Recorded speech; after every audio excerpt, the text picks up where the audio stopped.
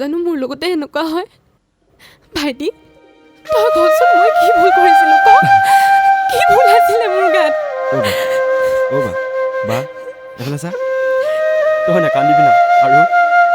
মই তোৰ লগত আছোতো আজিলৈকে মই সুখ বোলা বস্তুটো দেখিয়ে নাপালোঁ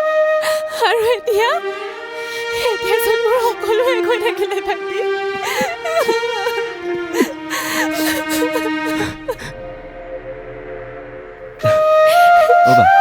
বা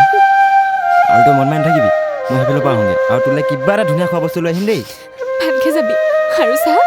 অলপ সোনকালে আহিবি জানই নহয় আৰু তই মন মাৰি নাথাকিবি আকৌ যাম আৰু দে থাক দেই সোনকালে আহিবি ঠিক আছে